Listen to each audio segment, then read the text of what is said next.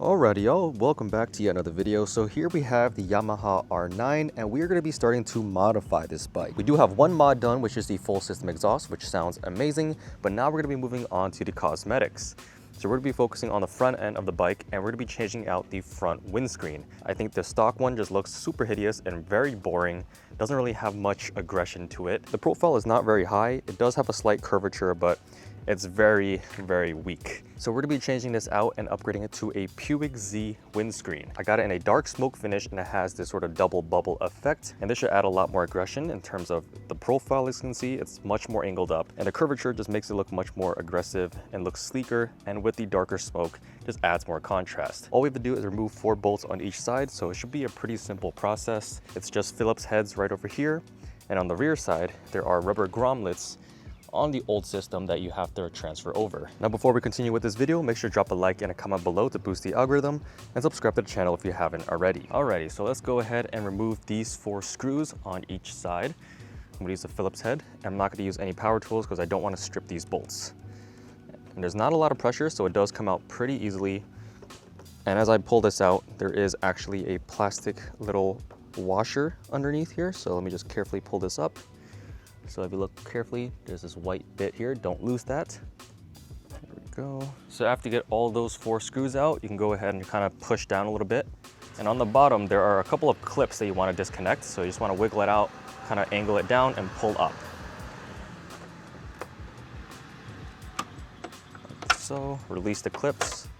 And that is the old windscreen out. Now taking a closer look at the rear side of the windscreen, these rubber grommets have to be transferred over to the new one, and they are a little bit difficult to get out. So if you want to use a set of pliers and just kind of twist it out, you can just squeeze it like so, twist it like that, and it should come out. You don't want to push it outward to the front to remove it, even though it looks like you could, but it's going to be blocked because on the back side, there's actually this metal ring in here and you don't want to damage that. So best thing to do is pull it backwards and twist like so. I'm gonna do that on all 4 sides. There we go.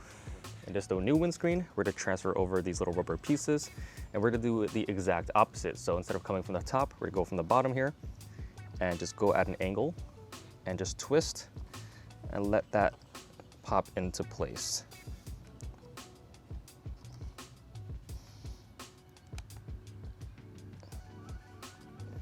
There we go.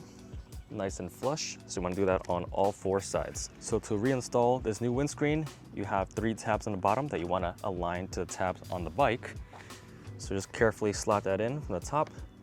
You want to kind of angle it upward a little bit just to get it in place.